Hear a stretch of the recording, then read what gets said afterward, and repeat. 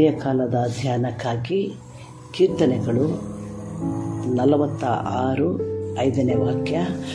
ಉದಯ ಕಾಲದಲ್ಲಿಯೇ ದೇವರು ಇದರ ಸಹಾಯಕ್ಕೆ ಬರುವನು. ಪ್ರಿಯರೇ, ಈ ಉದಯ ಕಾಲದಲ್ಲಿ ಕರ್ತನ ಸಮ್ಮುಖದಲ್ಲಿ ಕಾದು ಕುಳಿತುಕೊಂಡು ವಾಕ್ಯವನ್ನು ಕೇಳುತ್ತಿರುವ ನಮ್ಮೆಲ್ಲರಿಗೂ ಕರ್ತನಾದ ದೇವರು ಯೇಸು ಕ್ರಿಸ್ತ ನಮಗೆ ಹೇಳುವಂಥ ಕಾರ್ಯ, ಉದಯ ಕಾಲದಲ್ಲಿಯೇ ದೇವರು ಇದರ ಸಹಾಯಕ್ಕೆ ಬರುವನು. ಈ ದಿನ ನಮ್ಮ ಕರ್ತನಾದ ಯೇಸು ಕ್ರಿಸ್ತನು ಆತನ ಹಸ್ತವನ್ನು ನೀಡಿ ನಮಗೆ ಸಹಾಯ ಮಾಡುತ್ತೇನೆ ಎಂಬುದಾಗಿ ಈ ಉದಯ ಕಾಲದ ಮೊದಲನೆಯ ಸಮಯದಲ್ಲೇ, ಈ ಮೊದಲನೆಯ ಕ್ಷಣದಲ್ಲೇ ಕರ್ತನು ನಮ್ಮ ಕರವನ್ನು ಹಿಡಿದು ಆತನು ಒಡಂಬಡಿಕೆಯನ್ನು ಮಾಡಿಕೊಳ್ಳುತ್ತಾನೆ. ಈ ದಿನವೆಲ್ಲ ನಾನು ನಿನಗೆ ಸಹಾಯ ಮಾಡುತ್ತೇನೆ, ನಾನೇ ನಿನ್ನಿಂದೊಗ್ಗಿರುತ್ತೇನೆಂಬುದಾಗಿ ಕರ್ತನು ನಮಗೆ ಸಹಾಯದ ಹಸ್ತವನ್ನು ನೀಡಿ ಉದಯ ಕಾಲದಲ್ಲಿಯೇ ದೇವರು ಇದರ ಸಹಾಯಕ್ಕೆ ಬರುವನು ಎಂಬುದಾಗಿ ನಾವು ನೋಡುತ್ತೇವೆ. ಈ ದಿನವೆಲ್ಲ ನಮಗೆ ಸಹಾಯ ಮಾಡುವ ದೇವರಾಗಿದ್ದಾನೆ. ಆದುದರಿಂದಲೇ ಅದೇ ಕೀರ್ತನೆಯಲ್ಲಿ 46ನೇ ಕೀರ್ತನೆ ಮೊದಲನೇ ವಾಕ್ಯ ಹೇಳ್ತದೆ, ದೇವರು ನಮಗೆ ಆಶ್ರಯ ದುರ್ಗವಾಗಿದ್ದಾನೆ, ಇಕ್ಕಟ್ಟಿನ ವೇಳೆಯಲ್ಲಿ ವಿಶೇಷ ಸಹಾಯಕನು. ನಮ್ಮ ಕರ್ತನು ಬರೀ ಸಹಾಯಕನು ಅಲ್ಲ, ವಿಶೇಷ ಸಹಾಯಕನು ಎಂಬುದಾಗಿ. ಯಾಕಂದರೆ ಆತ ನಮಗೆ ಮಾಡುವ ಸಹಾಯವು ವಿಶೇಷವಾಗಿ ಮಾಡುವ ದೇವರಾಗಿದ್ದಾನೆ.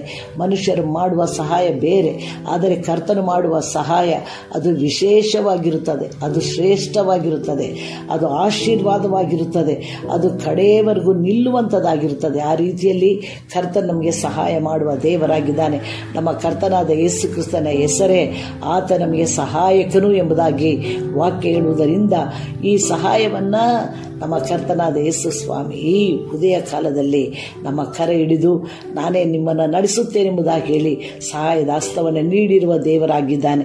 ಈ ಉದಯ ಕಾಲದಲ್ಲಿ ಒಂದು ಮಾತನ್ನು ನಾವು ನೋಡೋಣ. ಸತ್ಯವೇದದಲ್ಲಿ 94ನೇ ಕೀರ್ತನೆ 17ನೇ ವಾಕ್ಯದಲ್ಲಿ, ಯೆಹೋವನ ಸಹಾಯವಿಲ್ಲದಿದ್ದರೆ ಇಷ್ಟರಲ್ಲೇ ಸಮಾಧಿ ಸೇರುತ್ತಿದ್ದನು.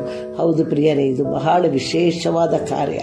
ಯಾಕಂದರೆ ಎಷ್ಟೋ ಸಾರಿ ನಮ್ಮ ಜೀವಿತದಲ್ಲಿ ಮರಣಕ್ಕೆ ಸಮೀಪವಾಗಿರುವಂಥ ವೇಳೆಯಲ್ಲೂ ಅನೇಕ ಘಟನೆಗಳು ನಡೆಯುವಾಗಲೂ ನಮ್ಮ ಕರ್ತನು ನಮಗೆ ಜೀವವನ್ನು ಕೊಟ್ಟು ಜೀವದಿಂದ ಉಳಿದು ನಾವು ಈ ಲೋಕದಲ್ಲಿ ಜೀವನ ಮಾಡಲಿಕ್ಕೆ ನಮಗೆ ಪ್ರಾಣ ರಕ್ಷಣೆಯನ್ನು ಕೊಟ್ಟ ದೇವರಿಗೆ ನಾವು ಕೃತಜ್ಞತೆಗಳನ್ನು ಸಮರ್ಪಿಸಬೇಕು. ಯಾಕಂದರೆ ಯೆಹೋವನ ಸಹಾಯವಿಲ್ಲದಿದ್ದರೆ ಇಷ್ಟರೊಳಗೆ ಸಮಾಧಿ ಸೇರುತ್ತಿದ್ದನು. ಅಂದರೆ ಕರ್ತನು ನಮಗೆ ತಿಳಿಯದೆ ಹಾಗೂ ಸಹಾಯ ಮಾಡುತ್ತಲೇ ಇರುತ್ತಾನೆ. ಅದು ನಮಗೆ ಗೊತ್ತಾಗುವುದಿಲ್ಲ, ಆದರೆ ನಮ್ಮ ಕರ್ತನು ನಮ್ಮ ಹಿಂದೆ ನಿಂತು ನಮಗೆ ಸಹಾಯ ಮಾಡುತ್ತಲೇ ಇರುವ ನಮ್ಮ ದೇವರಾಗಿದ್ದಾನೆ. ಆದುದರಿಂದ ನಾವು ಈ ವಿಷಯವನ್ನು ಕುರಿತು ನಾವು ಬಹಳ ಸಂತೋಷ ಪಡಬೇಕು. ಯಾಕಂದರೆ ನಮ್ಮ ದೇವರು ನಮಗೆ ಸಹಾಯಕನಾಗಿದ್ದಾನೆ. ಈ ದಿನದಲ್ಲಿ ನಾವು ಹೇಳಬೇಕು, ನಮ್ಮ ಕರ್ತನು ನಮಗೆ ಸಹಾಯಕನು, ನನಗೆ ಭಯವಿಲ್ಲ, ನನ್ನ ಕರ್ತನು ನನ್ನೊಂದಿಗೆ ಕ್ಷಣ ಕ್ಷಣಕ್ಕೂ ಆತನ ಹಸ್ತವನ್ನು ಹಿಡಿದು ನನಗೆ ಸಹಾಯ ಮಾಡುವ ನನ್ನ ರಕ್ಷಕನಾದ ನನ್ನ ಕರ್ತನಾದ ದೇವರು ನನ್ನೊಂದಿಗಿದ್ದಾನೆ ಎಂಬುದಾಗಿ ಹೇಳಿ ನಾವು ಧೈರ್ಯದಿಂದ ಈ ದಿನದಲ್ಲಿ ನಾವು ಮುಂದೆ ಸಾಗಲಿಕ್ಕೆ ಕರ್ತ ನಮಗೆ ಸಹಾಯ ಮಾಡಲಿ.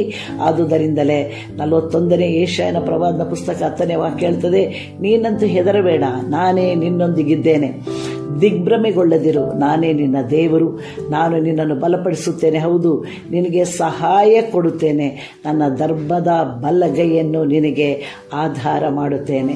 ಈ ವಾಕ್ಯದಲ್ಲಿ ಹೌದು ನಿನಗೆ ಸಹಾಯ ಕೊಡುತ್ತೇನೆ. ನಮ್ಮ ಕರ್ತನಾದ ದೇವರು ಹೇಳುವ ಮಾತು, ನಾನು ನಿನಗೆ ಸಹಾಯ ಕೊಡುತ್ತೇನೆ ಅಂದರೆ ಆತನು ತಾನಾಗೇ ನಮಗೆ ಹೇಳುವಂಥ ದೇವರಾಗಿದ್ದಾನೆ. ನಾವು ಕೇಳುವುದಕ್ಕೆ ಮುಂಚಿತವಾಗಿಯೇ ಕರ್ತನು ನಾನೇ ನಿನಗೆ ಸಹಾಯ ಮಾಡುತ್ತೇನೆ ಎಂಬುದಾಗಿ. ಇವತ್ತು ನಾವು ಲೋಕದಲ್ಲಿ ಮನುಷ್ಯರಲ್ಲಿ ನಾವು ಸಹಾಯವನ್ನು ಕೋರಬೇಕು. ಆದರೆ ನಾವು ಸತ್ಯವೇದದಲ್ಲಿ ನೋಡುತ್ತೇವೆ, ನಮ್ಮ ಕರ್ತನಾದ ಯೇಸು ಸ್ವಾಮಿ ನಾನೇ ನಿನಗೆ ಸಹಾಯ ಕೊಡುತ್ತೇನೆ, ಸಹಾಯ ಮಾಡುತ್ತೇನೆ ಎಂಬುದಾಗಿ ಕರ್ತನಾದ ದೇವರು ನಮಗೆ ಆಶ್ವಾಸನೆಯನ್ನು ಕೊಡುವುದರಿಂದ ಕೀರ್ತನೆಕಾರನು ಹೇಳ್ತಾನೆ 121ನೇ ಕೀರ್ತನೆಯಲ್ಲಿ, ಯೆಹೋವನ ಕಡೆಗೆ ಆತನು ಕಣ್ಗಳನ್ನೆತ್ತಿ ಹೇಳುವಂಥ ಕಾರ್ಯ ಏನೆಂದರೆ, ನಾನು ಕಣ್ಣೆತ್ತಿ ಪರ್ವತಗಳ ಕಡೆಗೆ ನೋಡುತ್ತೇನೆ, ನನ್ನ ಸಹಾಯ ಎಲ್ಲಿಂದ ಬರುವುದು? ಭೂಮಿಯ ಆಕಾಶಗಳನ್ನು ನಿರ್ಮಿಸಿದ ಯೆಹೋವನಿಂದಲೇ ನನ್ನ ಸಹಾಯ ಬರುತ್ತದೆ. ಭೂಮಿಯನ್ನು, ಆಕಾಶವನ್ನು, ಎಲ್ಲ ಜಲಚರಗಳನ್ನು, ಮಾತಾಡೋದು ಎಲ್ಲ ಸೃಷ್ಟಿಗಳನ್ನು ಉಂಟು ಮಾಡಿದಂಥ ಕರ್ತನಾದ ದೇವರು ಯೇಸು ಕ್ರಿಸ್ತ ನಮಗೆ ಹೇಳುವಂಥ ಮಾತು ಏನಂದರೆ, ನಾನೇ ನಿನಗೆ ಸಹಾಯಕನು ಎಂಬುದಾಗಿ. ನಮ್ಮ ಕರ್ತನು ನಮ್ಮನ್ನು ಈ ದಿನದಲ್ಲಿ ಎಲ್ಲ ವಿಧದಲ್ಲೂ ನಮಗೆ ಸಹಾಯ ಮಾಡುವ ದೇವರು ನಮಗೆ ಇರುವುದರಿಂದ ಧೈರ್ಯವಾಗಿ ಈ ದಿನದಲ್ಲಿ ಮುಂದೆ ಸಾಗಲಿಕ್ಕೆ ಕರ್ತನು ನಮಗೆ ಸಹಾಯ ಮಾಡುವ ನಮ್ಮ ದೇವರಿಗೆ ಕೃತಜ್ಞತೆಗಳನ್ನು ಸಮರ್ಪಿಸೋಣ. ಆಮೇನ್. ಈ ಕಾರ್ಯಕ್ರಮದ ಬಗ್ಗೆ ನಿಮ್ಮ ಅಭಿಪ್ರಾಯ, ಸಲಹೆಗಳು ಹಾಗೂ ಯಾವುದೇ ಪ್ರಾರ್ಥನಾ ಮನವಿಗಳಿದ್ದಲ್ಲಿ ನಮ್ಮ ದೂರವಾಣಿ ಸಂಖ್ಯೆಗೆ ನೀವು ಕರೆ ಮಾಡಬಹುದು. ನಮ್ಮ ದೂರವಾಣಿ ಸಂಖ್ಯೆ 9920260653. ನಿಮ್ಮ ಅಭಿಪ್ರಾಯಗಳನ್ನು ಇಮೇಲ್ ಮೂಲಕವೂ ನಮಗೆ ತಿಳಿಸಬಹುದು. ನಮ್ಮ ಇಮೇಲ್ ID info@fibaonline.org. ವಂದನೆಗಳು.